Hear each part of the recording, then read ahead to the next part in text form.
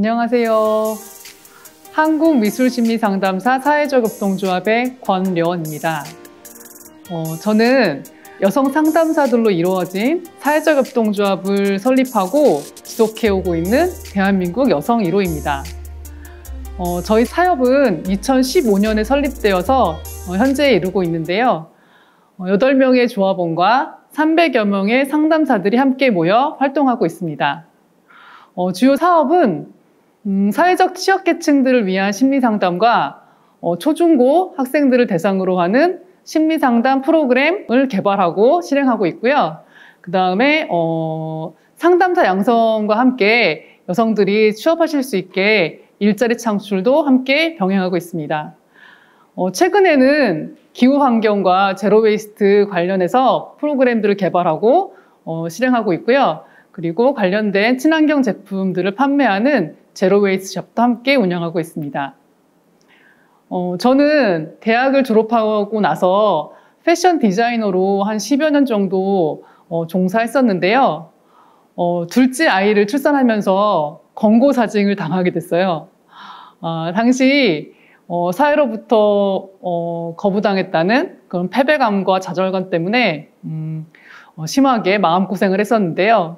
거기다가 산후 우울증까지 더해져서 아주 힘든 시간을 보낼 수밖에 없었어요. 그러면서 이제 만나게 된 것이 그 상담, 그리고 명상과 같은 자기 스스로를 돌보는 그런 활동들을 하게 되었는데요. 기존에 했던 일들과는 너무 다르게 사람과 그리고 사람과의 관계 이런 것들을 되돌아보는 그런 활동들을 하다 보니까 너무 재미있고 빠져들게 되더라고요.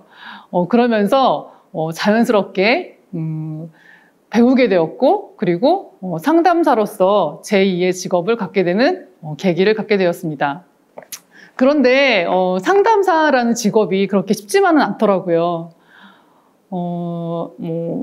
전공을 살려서 미술심리상담사라는 자격증을 공부하고 자격증을 취득하였지만 오랜 시간과 비용을 투자했음에도 불구하고 직업인으로서 긍지를 가질 만한 그런 일자리를 찾기가 힘들었어요. 당시 같이 모여서 공부하던 그런 동료들도 마찬가지 처지였는데요. 그러던 중에 사회적 협동조합이라는 그런 새로운 형태의 조직을 알게 되었어요. 그 당시에 30여 명이 함께 모여서 공부를 하고 있었는데요. 사회적 협동조합이라는 새로운 형태의 조직에 대해서 알게 되었고요. 여성인력개발센터의 지원을 받아서 보건복지부 인가의 사회적 협동조합을 설립하게 되었습니다. 사회적 협동조합은 5명 이상의 사람들이 모여서 같은 일을 하고 그리고 수익 창출을 하는 그런 합법적인 형태의 동업 시스템이라고 보시면 될 것 같아요. 그래서 사회적 협동조합은 협동조합이랑은 다르게 정부 부처의 인가를 받는 그런 인정된, 그러니까 정부에서 인정하는 그런 조직이라고 할 수 있고요. 그렇기 때문에 관공서라든지 학교에서 일을 할 수가 있습니다. 사회적 협동조합과 협동조합의 차이는 바로 그것이라고 생각하시면 될 것 같아요. 그래서 저희가 처음에 30명이 모여서 함께 이 조합을 설립하려고 시작을 하였지만 최종적으로 사회적 협동조합 인가를 받을 당시에는 8명의 동료만 남게 되었고 사회적 협동조합 인가의 과정에서 참 힘든 점도 많았어요. 30여 명의 동료들 간에 오해도 많았고 분쟁도 많았었기 때문에 그것들을 이렇게 풀어나가는 것도 문제였지만 가장 힘들었던 것은 정부 부처에서 인가를 쉽게 내어주지 않는다는 거였어요. 저희 사업의 내용이 취약계층을 위한 심리상담도 있었고, 그리고 자격증 발급이나 일자리 창출, 그리고 학교에서 청소년 대상으로 하는 상담, 그리고 여성을 위한 상담 등 여러 가지 형태의 그런 사업 내용들이 있었기 때문에 처음에는 보건복지부, 그리고 교육과학기술부, 그리고 여성가족부, 그리고 기재부 이런 부처들을 떠돌게 되었어요. 왜냐하면 이제 이 부처에 적합한 그런 형태의 내용들이 아니다는 이유 때문에 인가를 받지 못하고 계속해서 사업계획서를 수정하고 정관을 수정하는 이런 이제 어려운 일들을 계속해서 해야만 했었는데요. 기다림이 너무 힘들더라고요. 이렇게 정부 부처들을 떠돌면서 3년이라는 시간이 흘렀습니다. 3년 만에 인가를 받긴 했지만 그 3년이란 긴 시간 동안 많은 또 조합원들이 탈퇴를 하기도 하고, 그리고 저 나름대로도 많은 이제 그 힘든 일들을 겪어내야 되는 이제 그런 과정을 겪어야만 했었는데요. 저는 누군가가 사회자급동조합을 뭐 어떻게 설립을 했냐 이런 말씀을 이제 여쭤보시면은 저는 정말 새로 태어났다 뭐 이렇게 말씀을 드립니다. 그동안에 제가 일해왔던 뭐 디자이너 이쪽 일과는 너무 다른 형태의 일이었기 때문에 많이 힘들었었는데, 가장 힘들었던 거는 바로 뭐 정부 부처에서 인가를 잘 내주지 않는다는 거, 그거였고, 그다음에 제가 해보지 않았던 일들, 그거를 이제 그 조직을 이끄는 대표로서 해결해 나가야 한다는 거, 그런 것들이 많이 힘들었던 것 같습니다. 그런데 그럼에도 불구하고 3년간의 긴 그 여정을 극복해낼 수 있었던 것은 함께함이라는 힘 때문이었던 것 같아요. 그러니까 결코 혼자였다면 결코 이 과정을 이겨낼 수 없었을 것 같아요. 물론 30여 명이 시작해서 현재는 8명의 조합원밖에 남지 않았지만 우리 조합을 거쳐가신 한 분 한 분이 우리 조합의 역사를 만드셨고, 그리고 현재까지 지속하게 한 그런 힘이 되어 주었다고 생각합니다. 저는 사회자급동조합을 설립하면서 진짜 뼈저리게 배우게 된 어떤 그 진리가 있는데요. 그것은 바로 세상에 공짜는 없다라는 진리입니다. 다시 말해서 내가 원하는 것이 있다면 그것을 얻기 위해서 그에 상응한 대가를 지불해야 한다는 것이죠. 그 사회자급동조합 인가를 받기 위해서 보냈던 그 3년의 시간은 그저 단순히 흘러가기만 했던 그런 시간은 아니었던 것 같습니다. 그 과정에서 처음에는 가능성의 점으로만 존재하던 그런 사회자급동조합이라는 꿈이 반복되는 시도, 그리고 실패를 통해서 희미하게 드러나는 점선이 될 수 있었고요. 포기하지 않고 계속 시도한 끝에 선명한 실선이 되는 이제 그런 과정을 거쳤다고 생각합니다. 모든 일은 다 그런 것 같아요. 사회자급동조합의 인가가 마음대로 되지 않을 때 좌절도 많이 했지만 결국에는 될만 해야지 되더라고요. 그만한 대가를 지불해야 이루어진다는 뜻이었겠죠. 뭔가 원하는 것이 있다면 포기하지 않고 그 꿈이 이루어질 때까지 계속해서 시도하는 것이 중요하다고 생각합니다. 그런데 이러한 맥락에서 본다면 되지도 않을 일에 계속해서 도전만 한다고 또 되는 건 아닌 것 같아요. 그래서 그런지 행복하게 잘 사는 사람들을 보면 주제 파악을 잘하는 경우가 많더라고요. 저는 한 번도 지금까지 일을 쉬어본 적은 없었던 것 같아요. 이제 결혼을 하고 출산을 하면서 평생 직업이라고 생각했던 그런 이제 디자이너 일을 못하게 되고 잠시 동안 좌절을 했었는데, 그러다 보니까 또 사회자급동조합을 만들게 되고 현재는 뭐 직업인으로서 제2의 직업을 갖고 상담사로서 활동하고 있죠. 근데 상담사로서 활동하면서 이제 가장 힘든 것은 뭐 아무래도 뭐 육아와 가사인 것 같아요. 그러니까 뭐 일하는 것들은 뭐 제가 좋아서 하는 거니까 뭐 즐겁게 할 때도 있고 물론 힘들 때도 있지만, 근데 이제 가사와 육아는 피할래야 피할 수가 없는 부분이더라고요. 특히나 저는 또 아이가 또 3명이다 보니까 그 아이들 뭐 학교 보내고 또 학교 도와주고, 그리고 그 이후에 뭐 식사를 챙긴다거나, 그리고 뭐 청소, 빨래 이런 가사 노동이 정말 스트레스가 아닐 순 없더라고요. 특히 저는 계속해서 반복되는 이제 이런 일들이 너무 힘들었어요. 그러니까 어느 순간 설거지를 하고 있는데 이게 도대체 언제 끝나지? 해도 끝이 없구나.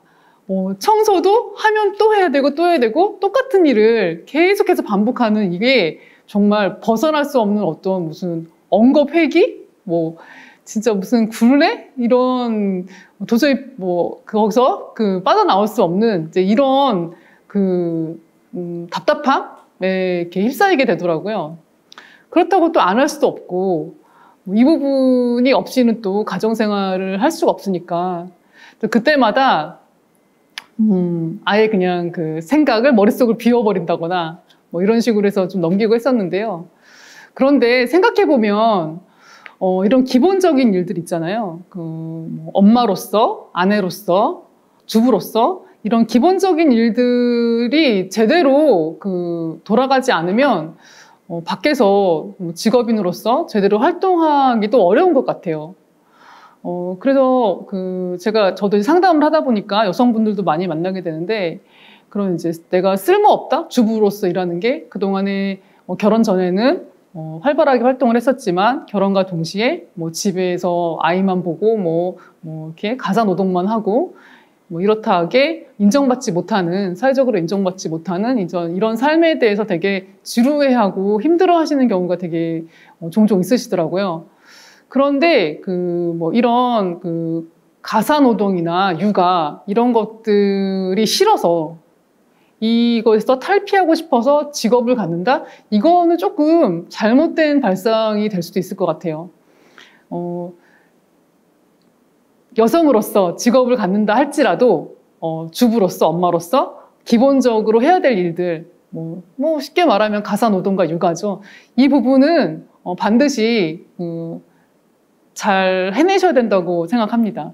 이거가 싫어서 직업을 갖게 된다? 이거는 조금 앞으로 더 힘들어지는 이제 그런 상황이 될 수도 있다라고 생각을 먼저 하시는 게 좋을 것 같아요.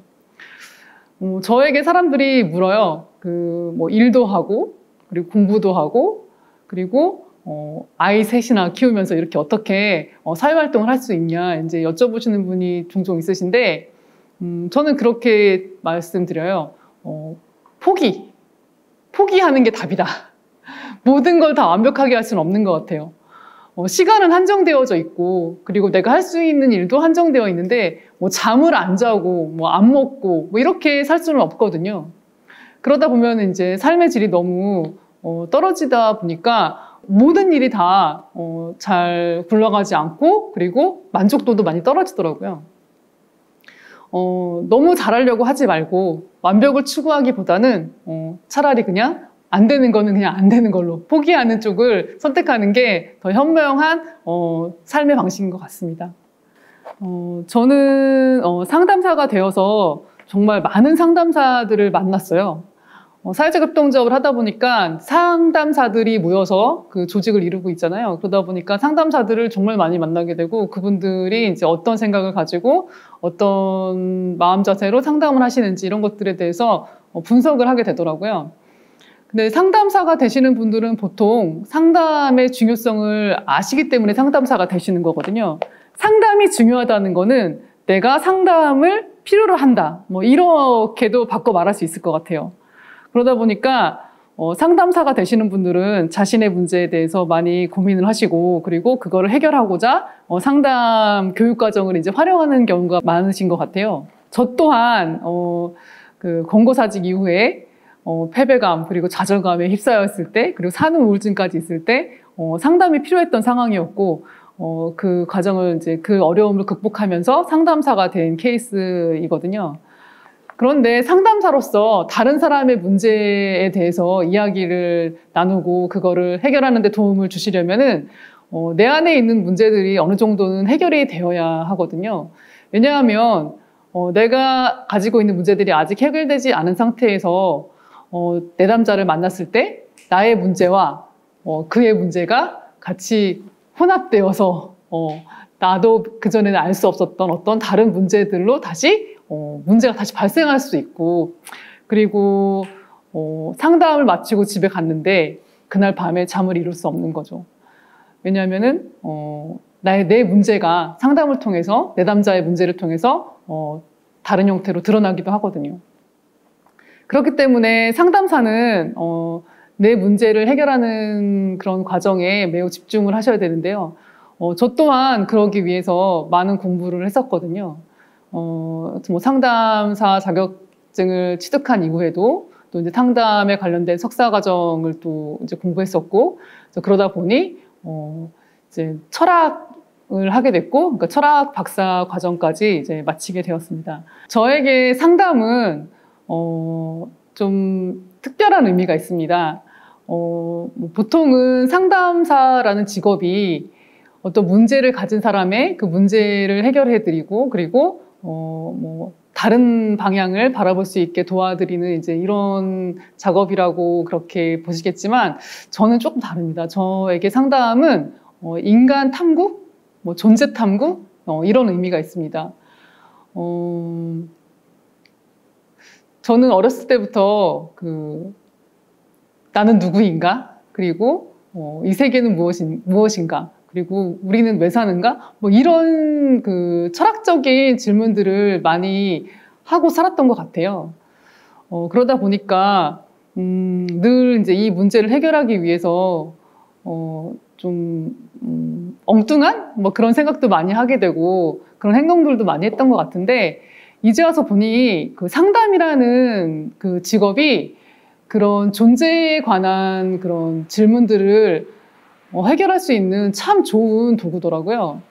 왜냐하면 많은 사람들이 사는 방식, 어떻게 사는지 그거에 대해서 이 상담만큼 면밀하게 그리고 아주 깊이 탐구할 수 있는 도구가 없는 것 같아요. 왜냐하면 어떤 문제를 갖고 온 내담자가 이 문제를 어떻게 하면 해결할 수 있는가를 함께 찾아보려면은 그 사람의 삶을 아주 깊숙이 들여다봐야 하거든요. 우리가 존재가 무엇인가라는 질문을 많이 하게 되는데, 그 존재는 인간의 삶을 통해서 드러난다고 생각합니다. 그렇기 때문에 상담을 통해서 그 사람의 삶을 들여다보는 것은 바로 존재 탐구가 아닌가, 이제 이런 생각을 저는 하게 되었고요. 그래서 저는 이 상담을 통해서 어떻게 보면은 제가 일생일 때 궁금해했던 그런 존재에 관한 질문들을 해결해 나가고 있다고 생각하고 있습니다. 여러분, 소확행 아시죠? 요즘에 소확행이 많이 유행하더라고요. 작지만 확실한 행복을 이제 찾아다니는 거라서 맛집을 투어한다거나, 그리고 국내를 여행하는 이제 이런 것들이 이제 소확행으로 부각되고 있는데요. 저는 소확행 말고 소확성을 추천드리고 싶어요. 소확성은 작지만 확실한 성공입니다. 작은 성공들은 자신감을 키워줍니다. 자신감은 당당한 존재로서 나 스스로를 믿는 마음입니다. 이 세상에 어떤 누구도 당당하지 않은 존재는 없는 것 같아요. 다만 자신을 의심하는 그런 마음만 있을 뿐이죠. 자신감은 다양한 경험을 하게 하고 현명한 선택을 하게 하는 그런 원동력이 된다고 생각합니다. 그렇기 때문에 자신감이 있는 사람은 성공할 확률이 커지는 거겠죠. 그렇다면 수학성을 하기 위해서는 어떤 일들을 하면 될까요? 제가 추천드리고 싶은 거는 작은 성공, 그러니까 예를 들면은 달리기를 한다. 그런데 만약에 내가 처음부터 목표를 마라톤 완주? 42.19km를 뛰겠다. 이거를 목표로 한다면 아마 너무 목표에 다다르기가 너무 힘들 것 같아요. 작지만 확실한 성공을 추구했었기 때문에 대한민국 여성 1호가 될 수 있었습니다. 여러분들도 작지만 확실한 성공부터 시도해 보시기 바랍니다.